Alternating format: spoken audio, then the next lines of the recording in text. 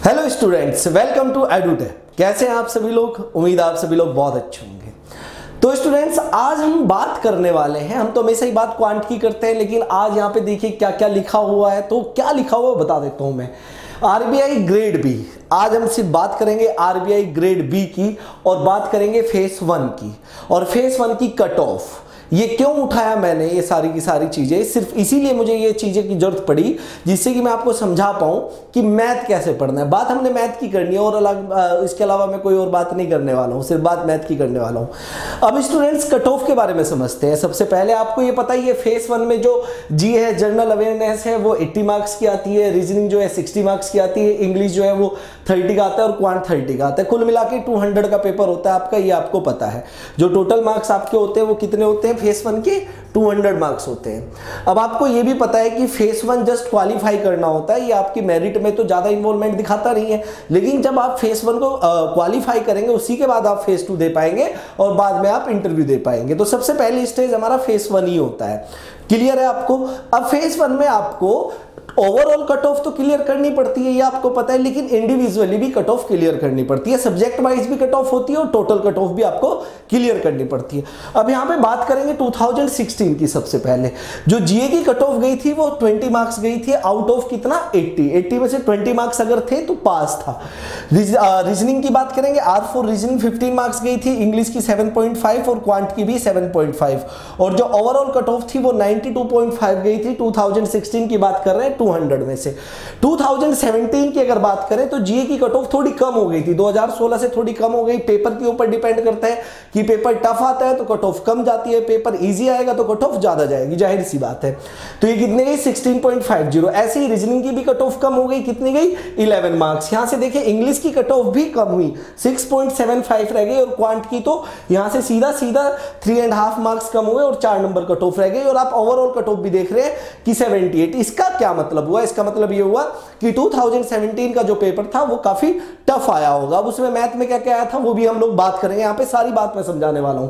2018 जो अभी पेपर हुआ था जिसका फाइनल रिजल्ट भी आ गया और काफी अच्छे रिजल्ट गए हैं एडुटैप के, ठीक है। लगभग 70+ स्टूडेंट ऐसे जिन्होंने पेपर क्लियर किया है, फाइनली क्लियर किया है। यहाँ पे जीए 20 मार्क्स गया, बिल्कुल ऐसे ही गया जैसे 2016 की कट ऑफ थी, वही 2018 की भी गई, लेकिन ओवरऑल कट ऑफ में फर्क था। रीजनिंग 15 मार्क्स, इंग्लिश 7.5 और मैथ भी 7.5, लेकिन ओवरऑल कट ऑफ जो है वो 105.75 गई। मतलब जो ओवरऑल कट ऑफ थी, टोटल कट ऑफ थी, वो ज्यादा गई अगर कंपैरिजन करें लास्ट 2 ईयर से। अब स्टूडेंट यहाँ पे हमने सिर्फ बात किसकी करनी है? मैथ की, जैसे हमने बात की।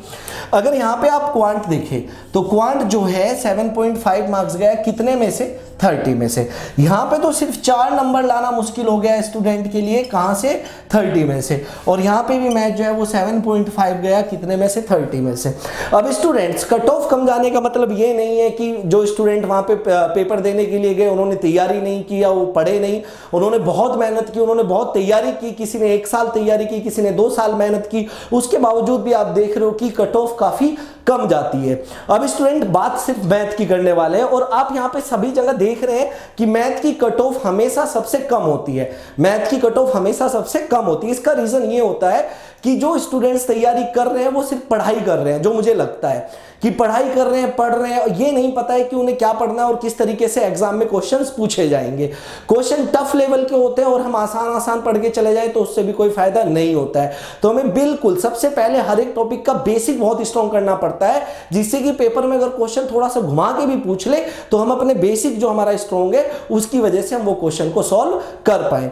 अब मैं ये भी बताऊंगा 2016 में पेपर में क्या आया था, 2017 में क्या आया था, 2018 में, सिर्फ मैथ में मैं ये बताने वाला हूं।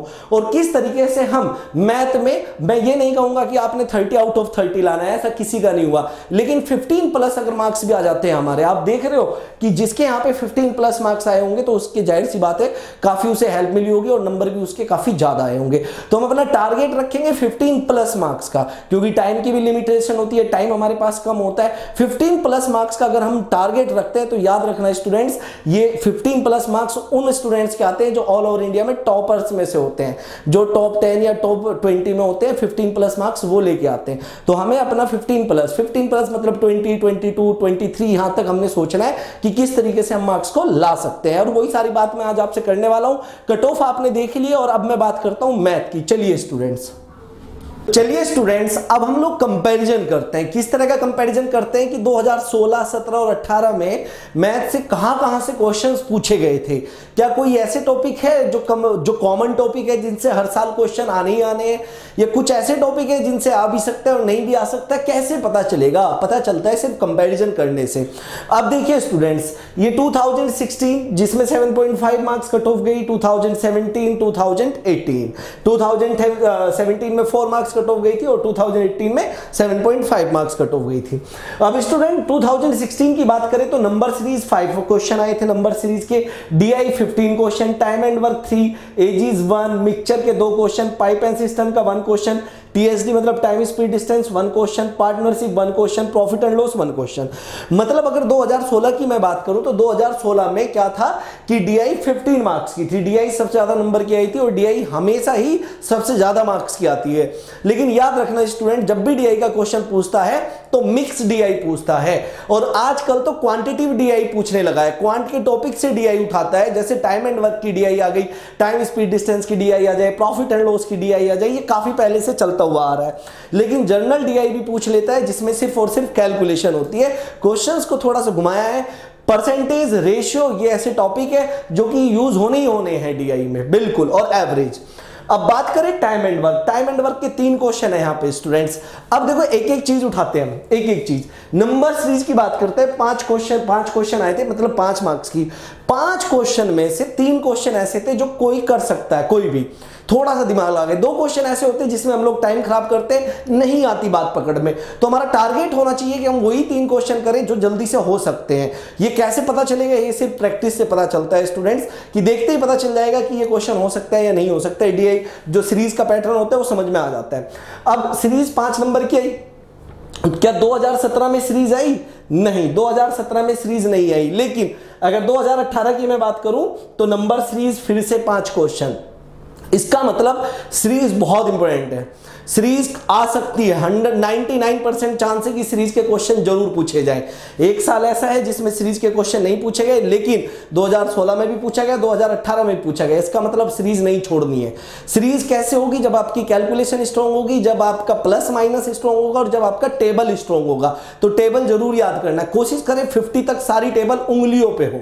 ये बच्चों वाला खेल मत समझे कि टेबल याद करेंगे अब हम, नहीं, वही टेबल, वही प्लस माइनस यहां 5 नंबर लाने में आपकी बहुत हेल्प करेगा। इसके बाद बात करें DI। आप देख रहे हो DI यहां पे 15 मार्क्स की है, यहां पे बात करें DI 10 मार्क्स की है, और यहां पे बात करें DI 10 मार्क्स की है। मतलब DI मिनिमम 10 मार्क्स की तो आनी है, मैक्सिमम यहां पे 15 मार्क्स की। इससे ऊपर DI नहीं पूछता है। DI में भी ये होता है कि जब DI, अगर देखो एक ग्राफ में 5 मार्क्स देता है, मतलब यहां पे अगर DI 15 मार्क्स की, इसका मतलब DI के 3 ग्राफ दिए हुए थे, 3 क्वेश्चन थे अलग अलग ग्राफ वाइज। यहां पे अगर 10 नंबर की है तो 2 ग्राफ थे, तो यहां पे भी 2 ही ग्राफ थे।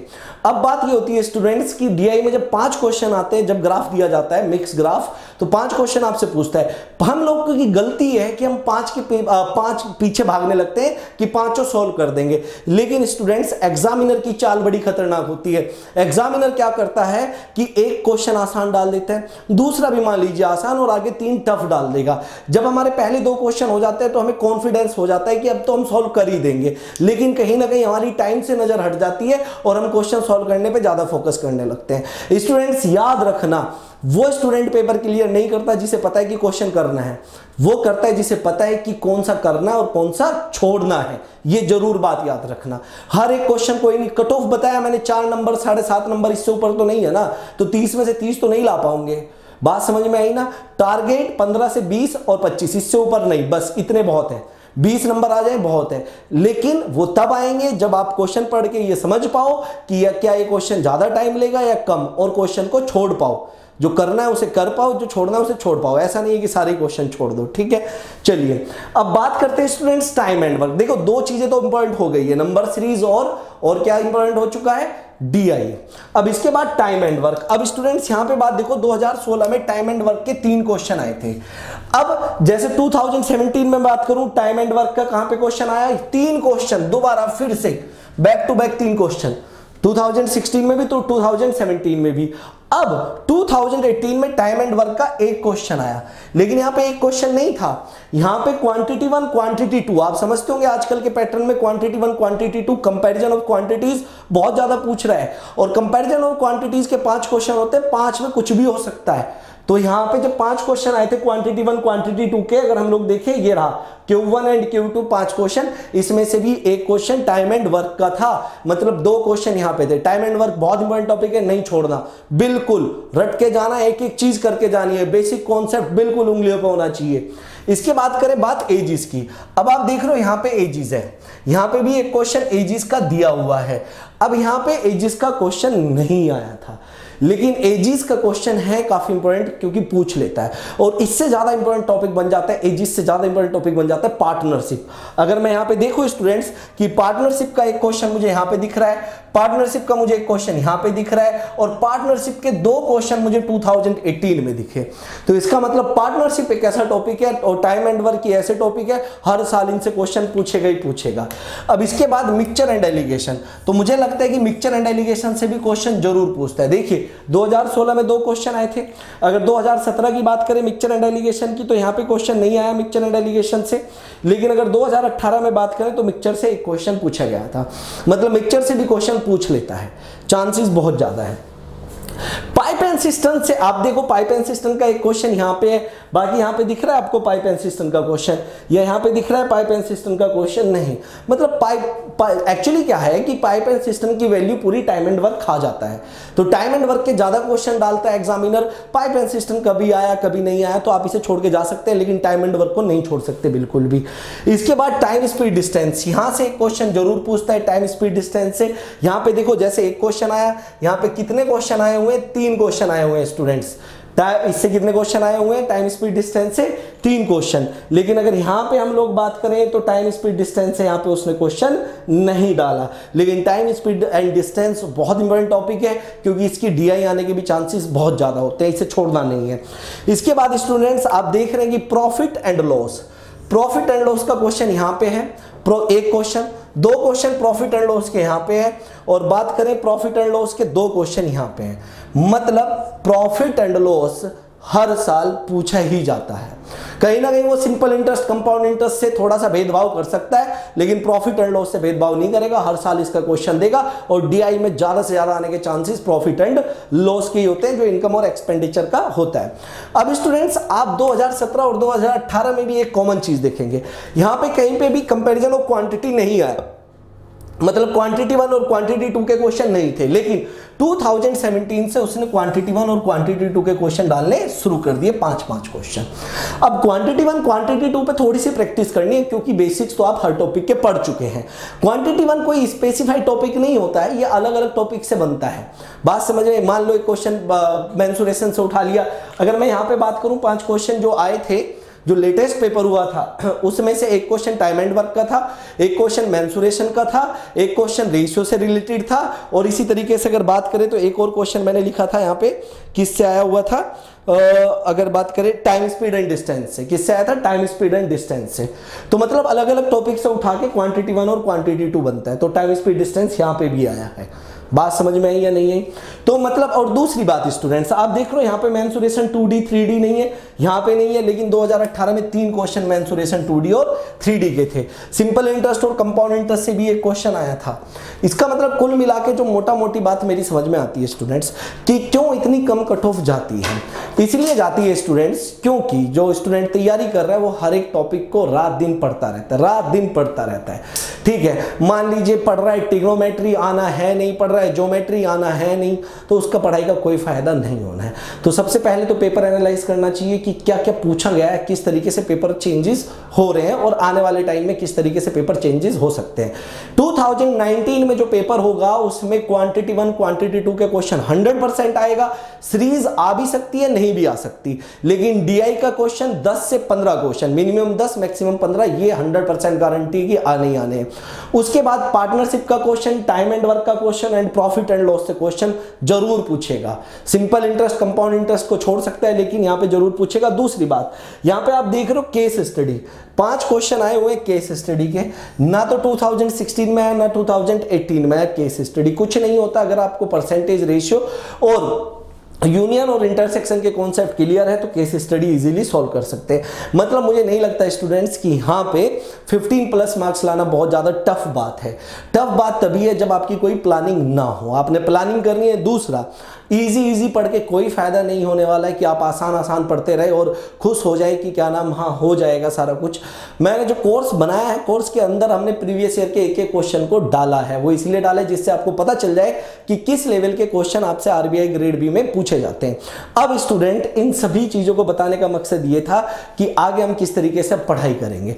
तो सबसे पहला टारगेट मेरा रहेगा आप लोगों के लिए, जो कि फ्री रहेगा, यूट्यूब का मैं बताने वाला हूं आपको। आप भी थोड़ा सा साथ दें, इसमें बढ़ चढ़ के हिस्सा ले, बहुत फायदेमंद चीज मैं यहां पे कराने वाला हूं। अब YouTube पे आगे आरबीआई ग्रेड बी के लिए मैं क्या करने वाला हूं वो मैं बता देता हूं आपको, जो कि फ्री ऑफ कॉस्ट रहेगा। 2016 से मैं स्टार्ट करूंगा। प्रीवियस ईयर के जितने भी क्वेश्चन आपसे पूछे गए हैं वो सीरीज वाइज कराऊंगा। हर एक लेक्चर में कोशिश करूंगा कि 6 से 7 क्वेश्चन मैं ले लूं, ठीक है, या 7 क्वेश्चन के आसपास हम लेंगे, ठीक है, या 8 क्वेश्चन के आसपास लेंगे, जिससे कि 4 क्लास में 7 क्वेश्चन लेंगे, 4 क्लास में पूरा हो जाएगा, ठीक है, 1 साल का। तो ये मैं करने वाला हूं कि 7 क्वेश्चन मैं उठाने वाला हूं। 2016 का पहले पूरा पेपर डिस्कस करूंगा, उसकी DI, उसमें क्या क्या आया था, कितना टफ लेवल था, कहां पे नंबर गेन किए जा सकते थे जिससे कि 7.5 कट ऑफ से ज्यादा मार्क्स हम ला सकते थे। ऐसे ही 2017 का, ऐसे ही 2018 का।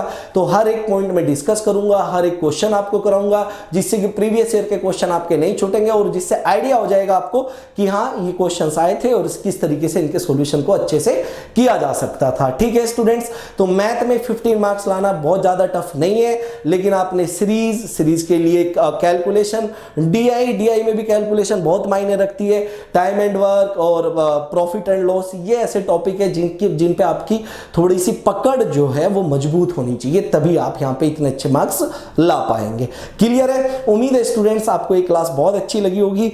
अगर आपको अच्छी लगी है तो जब प्लीज इस वीडियो को लाइक जरूर करें अगर अच्छी लगी है तो। अगर आपने अभी तक हमारे चैनल को सब्सक्राइब नहीं किया है, चैनल जरूर सब्सक्राइब कर दें, और हम लोग आपके लिए क्या अच्छा कर सकते हैं वो कमेंट करके जरूर बताएं। ठीक है स्टूडेंट्स, आज की क्लास में इतना ही, बाकी मिलते हैं आगे। Thank you so much.